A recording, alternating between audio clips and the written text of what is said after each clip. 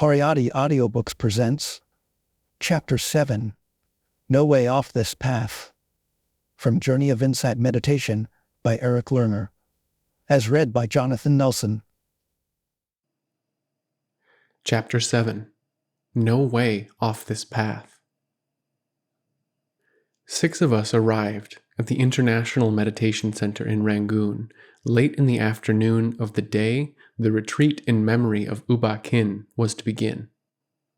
A charming, middle-aged Burmese gentleman who produced movies for a living met us at the gate and immediately took us on a tour of the grounds. After all the build-up and expectation that had surrounded our trip, it was difficult to appreciate the fact that we were actually there. All we could do was gawk as we followed our host around. The most prominent feature of this center was the arrangement of the meditation cells, the small individual rooms where one was expected to sit in darkness and silence for most of the day. They surrounded a large central pagoda that contained the shrine room where U Ba Khin himself had sat in meditation. Opening onto the shrine room were 8 cells, which were also accessible by doors from the outside. In the shrine room, there was a large marble statue of the Buddha and a flower-decked photograph of U Ba Khin, seated in profile. Our host detailed the story of the center as we stood in silence on the parquet floor in our bare feet, staring at the picture of the master. I didn't catch most of what was said. My attention was fixed on the photo. The man in it seemed to be enormous, though the Burmese are normally small. He had a powerful, almost bulldogish head and neck, and did not look at all like your retiring recluse. Outside, the pagoda was surrounded by a circular deck with little stone benches and huge pots of tropical plants and flowery, viney bushes everywhere. Sayaji, the great teacher, our host remarked, had taken a very special interest in the gardening around the center. Next to the pagoda was a large, screen-enclosed hall where the teacher had discoursed. When you entered, your attention was drawn immediately to the chair where he sat. It seemed overly large, almost surreal. Behind it hung an enormous picture of the teacher himself. Next to his chair was a smaller chair, which we were told was where Sayama had sat. I wasn't quite sure of the role she played then or now. Her title of assistant didn't give me much of a picture. I asked if she also taught meditation. Surely, our host replied, but in a way that said I hadn't asked the right question yet. Finally, we were shown our rooms, lovely little bungalows with large screened windows looking out on lush green hills. Then, after we were given bedding and mosquito nets, our host excused himself for a while, leaving us on our own to wander about. A thick layer of quietness hung over the entire place, but I wasn't really sure of its nature. My first impression was actually of a sense of ghostliness. The reminders of U Ba Khin were everywhere, but all I felt was his absence. The museum-like atmosphere was disappointing. One of the others in our group commented that he recognized the feeling from other ashrams he'd visited after the guru's demise. When I suddenly looked up at the whole place from the dining hall down the hill, it seemed to me more like a summer camp in New England than a place for the grand psychic adventure I had anticipated. When we had let it be known that we were coming to this center, the 6 of us had been given all sorts of hints and enigmatic descriptions about the place, and particularly about Sayama, the woman who had been U Ba Khin's leading disciple and was now the major force in charge of this place. She was supposed to have certain psychic powers, the nature of which was never spelled out. In Calcutta, in between running around for our visas and airline tickets, we had spent a lot of time shopping for appropriate gifts for the woman who, we were told, liked dress material and fine woolen sweaters. She'll probably greet you wearing fancy jewelry and makeup, we were warned. the picture of a fashionable Burmese mystic mother was hard to conjure up. Now that we were actually at the center, we nervously awaited her arrival, each one of us wondering, I'm sure, whether we would go through with the planned formality of prostrating at her feet as we were told was proper. An old, round-body, British-make automobile pulled into the driveway, and a number of Burmese got out. There were several women in the group, so we had to decide quickly at whose feet to dive. A woman of about 50, carrying packages in her arms and looking as if she were on her way to the kitchen to get dinner ready in a hurry, stopped in front of us for a moment, scanned our eyes, broke into a little chuckle, and then was off on her business. We had missed our chance to prostrate before Sayama. I had a hard time believing any of it. The meditation teachers whom we were introduced to looked mostly like middle-class, well-fed civil servants, which, in fact, they were. During his life, U Ba Khin was the accountant general of the national government, and a great many of his disciples were people who worked in his department.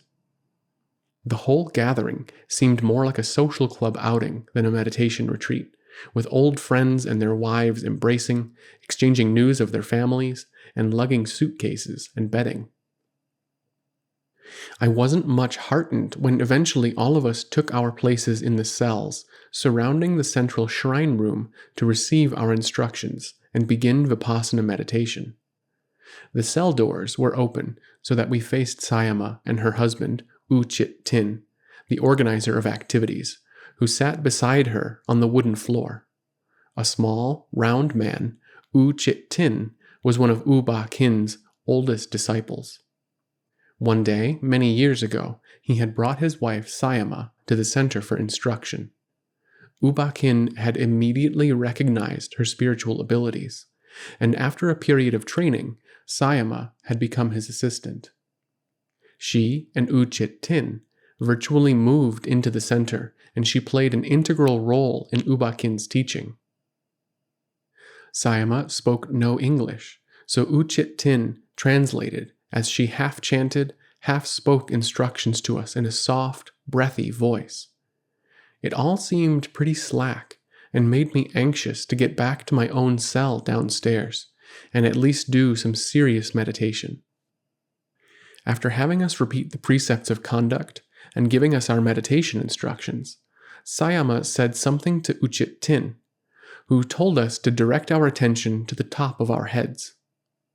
I did, and it felt as though someone had dropped a brick on me. My entire body was immediately filled with a burning sensation, as if a hole had been drilled at the very top of my head, and hot liquid was being poured in. And for the next half hour, I sat there in incredible pain as I sensed an almost magnetic pull from that shrine room. It was now very apparent to all of the visitors that besides this casual older couple and their friends tending the relics of a dead teacher, there was something important about this place. Powerful was the only word we could come up with. There was literally something I could feel in my body now that Sayama had made me aware of it, almost a constant background presence. My body registered it as if the air itself was humming, vibrating all the time. My body was more alive, as if it were a sensor combining seeing and hearing. This phenomenon became most intense when I entered my individual meditation cell, a dark, wooden-floored cubicle large enough to stand and lie down in, about 4 feet wide, with a door that bolted closed from the inside, sealing off all light. All of our meditation took place in those individual cells, whose power began to have a certain awe for me. At 7 different hours a day, I entered my cell, and the click of the bolt was like flipping the dial on some psychic washing machine. My mind and body were somehow being cleansed. The process created a strange addiction. Now that I, and my companions as well, recognized the power of this place, though we certainly could not explain it. Our planned visits of 2 one-week stays here, interrupted by a necessary trip to Bangkok to renew our visas, seemed absurdly brief. This looked like a unique opportunity to go deeper into this meditation than I'd ever considered. Each hour became precious to us all. I would return to my cell with the hungry expectation of a lover or a junkie. Early morning and late evening, all of us spent extra hours meditating beyond what the teachers prescribed. It felt to all of us that our minds were being slowly roasted. But with only 14 days available, we wanted to throw dynamite into the fire. A loud, clanging, insistent bell called us back from our inner worlds at 11 each day for lunch, the second and last meal of the day. Increasingly, I was having more trouble making the transition from one side of my cell door to the other. Not just because I felt the preciousness of the available time, but because I was having a hard time dragging my attention outward from the mind-blowing drama of watching my organism unraveling. Outside my meditation cell, I felt raw, exposed. I would have preferred to rest quietly before returning, but clearly my hosts had a very different style. One morning, as I emerged for lunch and was standing in the sunlight, letting my eyes slowly adjust, I was startled by the sound of a tricycle bell. I don't know the Burmese for "look out." If I did, the 5-year-old boy, Sayama's grandson, would not have run over my foot with his speeding vehicle. My jaw dangled. Who? What? How could they let him? Suddenly, I flashed to U Chit Tin's last whispered word to us as we left the center for a day in Bangkok to get our visas renewed. I was all seriousness, expecting transcendent wisdom from him to guide us in our dealings with the world outside. He, too, was serious. "Don't forget," he exhorted us, "to get some chocolate bars for the little boy on your way back." I watched the boy park his tricycle, carefully following his grandmother's admonitions to avoid the flower beds. The Burmese were bustling about, showering, hanging clothes to dry, and getting ready for lunch. My other companions, the 5 other Westerners, emerged from their cells like groundhogs in winter. When U Chit Tin came by to round us up, I told him about the traffic collision. He laughed, and I commented on the importance of noble silence. Yes, he nodded emphatically. "That is very true. But, you know," and he looked at me with what I'd come to recognize as his important smile, "we don't like long faces here. People taking themselves so seriously, walking around with heads down. That is not the way to practice." At 5 o'clock each day, we gathered outside the discourse hall, where we drank a fruit juice concoction that Sayama prepared for us. One evening, as I sat on the concrete bench outside the discourse hall sipping juice, I could feel the collective exhaustion of my companions. U Chit Tin and a few other Burmese joined us, interrupting our intense silence with cheerful inquiries about the suitability of the accommodations, the well-being of Goenka and Hover, and news of their other pupils abroad. It was difficult for me to focus on the words, and more difficult for me to understand why I had to. I couldn't politely remind U Chit Tin and the others that silence was the best policy. I rationalized conversing with them as a small way of repaying the exquisite care and attention they were lavishing upon us. Meanwhile, my jaw felt rubbery just from talking. Finally, it was time for us all to go inside to gather around the long wooden table at the back of the discourse hall for our meeting with the teachers. During this meeting, we reported our experiences, and they commented. Sayama sat at the far end with U Chit Tin beside her. Nearby was Goenka's brother, Babulal, a smaller version of the Indian teacher, whose remarkable resemblance to his brother always caught us by surprise. Also, there was U Ba Pho, the slightly elegant cigarette-smoking secretary of the Vipassana Association, a warmly eloquent man who delighted in reciting stories of the old days at the center. There was also a man named U Tint Yi, who was referred to as the chairman of the association, which meant that, at least in title, he was U Ba Khin's successor. At first, it wasn't apparent why U Tint Yi held that position. Unlike the others, he seemed almost shy in our presence, keeping his eyes down and initially not conversing much. He also seemed a little more austere than the rest. He was thin and angular, with a broad face that narrowed to a sharply pointed chin, slightly buck-toothed with pursed lips. I noticed, though, that he often replied to our questions without Sayama speaking first, and when he did, the other teachers listened respectfully. The 5 other Westerners and I sat around the table fidgeting and uneasy. Sayama pointed at us one by one, and we told her what had happened in our cells that day. When it came around to one of the more humorous members of our entourage, he threw up his hands and remarked that the afternoon was 3 hours of wandering thoughts, interrupted every now and then by his breath. Then he dropped his joking manner and leaned forward at the table. He was angry. "What can I do with my mind? I can't concentrate. My thoughts won't stop long enough." U Tint Yi sat up straight in his chair. The muscles of his high cheeks flexed as he phrased his reply.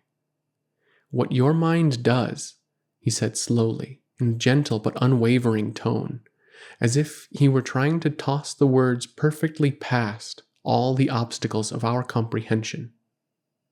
"What your mind does is not your business." We were all silent. He continued, "What you are doing now is watching the breath and the sensations within the body. That is all. Once you become aware that your mind has wandered and that you're somewhere else, then return to your breathing again. Don't think about the thought. Don't react to the fact that you weren't attentive a moment ago. At this instant, now you are aware. So place that awareness on the breath, again and again and again, right now. To become agitated that you forgot about your breath is letting the awareness go to the past. This meditation is watching what is going on right here and now, noting that you have not been doing it for 2 minutes or a whole hour is still not doing it." U Tint Yi waited and stared at us, watching to see if the words had penetrated. He saw all of us wrestling with his words just the way we wrestled with our minds in those cells. Then, as if to demonstrate, his entire face and body relaxed visibly. "You see," he said, "you can't strain to be attentive." And then he paused, as if waiting for the right phrase to come to him. "It must be an attitude of zestful ease. And if the mind is agitated, then stop, get up, and walk around. When you are calmer, then start again." I couldn't stop staring at U Tint Yi. His erect, relaxed posture, his shy, warm smile, and his deep, steady brown eyes were talking to me. Meditation has nothing to do with words. Yet, at certain key moments, the words and the experience coalesce, and the understanding of the process takes a leap to a place that all the words in the world couldn't have described a moment before. Perhaps I'd heard what U Tint Yi had to say many times before from other teachers, but right then I saw it. I saw him. The teacher and the teaching became one, and I understood zestful ease. And then I immediately saw much more. Everything I'd been exposed to from the minute I'd arrived there. The elaborate meals, the casual conversation, the shouting grandchildren. Don't take yourself so seriously. A strange teaching. This meditation is not about doing anything. Zestful ease. Not doing. Not doing nothing either. Alertness. Awareness. I returned to my cell, and the struggle was over. Sitting was no longer a problem. Something had happened. I'll never really know what it was. My being had altered in a way I could never have foreseen. I knew intuitively that some barrier, a resistance, had been overcome. I was sitting there, and there was no difficulty, no fight, no desire not to be sitting. What your mind does is not your concern. And he was absolutely right. Suddenly, the strange, powerful, violent, or frightening gestures of my mind were no problem.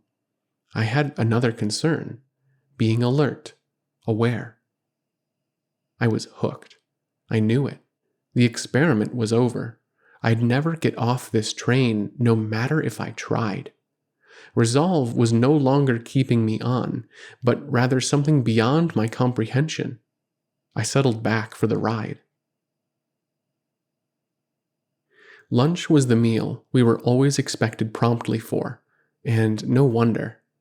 The two cooks, under Sayama's supervision, lavished so much attention on the preparation of the meal, perhaps the most subtly flavored food I'd ever tasted, that we were absolutely obliged to snap out of our internal dramas and partake in the group ceremony of mealtime. It was a strange ceremony. Usually, we entered the cool, shaded eating hall in silence, seating ourselves on the woven mats about the low, round, wooden table set aside for our visiting group. We were always thankful for the shade and cool breeze that blew in across the screened veranda. The Burmese participants were at a couple of other tables, with the one next to ours occupied by Sayama, U Chit Tin, U Tint Yi, and several other teachers whose arrival as a group signaled the end of silence. Sayama was the master of ceremonies, shouting orders for the serving of the meal and pointedly taking in our reactions to the food.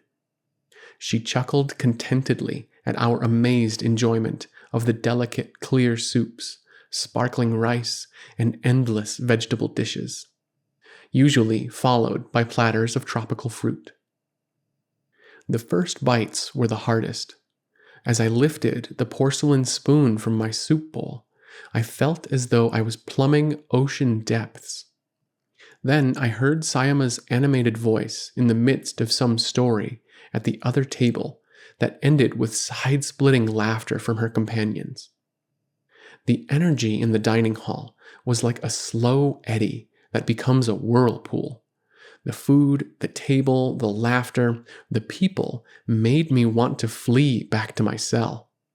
Everything spun faster and faster until everyone got up and the room emptied, and I was flung out on the lawn under a tree, dazed. U Chit Tin came over. The books that you all wanted on Buddhism will be here tomorrow. Day after that is the last day. Perhaps we'll go to the market downtown in the morning before the plane leaves. That might be nice.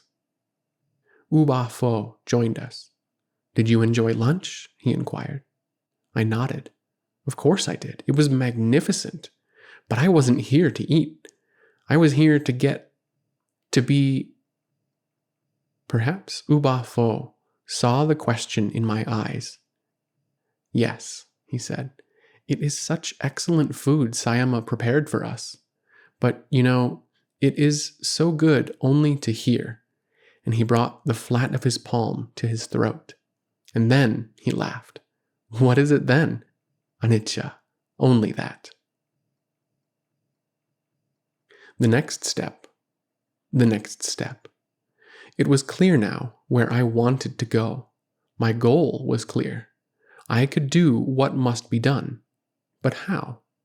Vaguely, I made plans to return here in the spring. Aside from that, my itinerary was blank. I wanted to go to Ceylon, to live for a while in a house, or maybe even in a Buddhist monastery. None of the group I was traveling with was interested in accompanying me.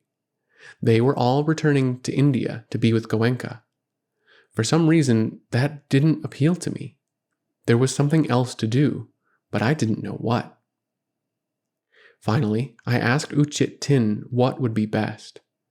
It seemed I could either live somewhere in a house, maybe with some people, sitting part of the day, working the rest, maybe writing some, or continue this intensive schedule. What did he think? He nodded, as if the question had a yes or no reply. Go slowly, he smiled, telling me. I thought to head for my comfortable house on the beach and do a 30-day course. How to decide? That seemed more crucial than what to decide. One morning at breakfast, during my first week at the center, it had occurred to me that I might shave off the bushy brown and red beard that had covered my face for the past 5 years. I considered how it might look, how others might perceive it. I could always grow it back, I decided. Then, when I went to sit, I tabled the debate and began watching my breath. But as I sat there in the dark, a strange feeling welled up from my belly.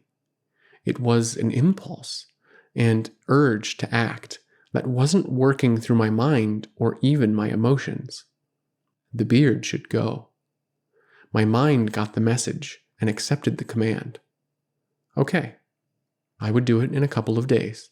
End of discussion. Back to meditation. My body rumbled. Do it now. I nearly opened my eyes in fright. Who said that? My mind hadn't, yet I heard the message as if my body had spoken. Okay, my mind replied, right after lunch, clean as a whistle. Now, was the reply. I shook with fear and struggled to keep my body from walking right out of the cell then and there. Lunchtime arrived. I let my mind's reasonable hold go and watched in amazement as my body took over complete control, marched into the washroom, and left me staring in the mirror at a totally unfamiliar, clean-shaven face. Now it was almost time to leave Burma, clean-shaven face and all. I sat in my cell, wrestling with the possible courses of action, all the time knowing that it was a futile process. The hour vow ended. I lay down in my cell, relaxed, and spread my attention out in my body, comforted by the sensation of everything dissolving, reassuring me that I wasn't really there. My mind could no longer decide anything, that was clear, but still the need for action remained. I was not prepared to just let things happen. I didn't believe that that kind of randomness served the purpose of the path and the goal. No, I would have to act. Every minute I would have to act. But I could no longer use my mind to tell me what to do. I felt my whole being sinking into my belly. I felt the possibilities rumble there. My breath seemed to stop, and the cell was absolutely quiet. I was listening in silence. And then I heard my body speak. Go to Ceylon. Go alone.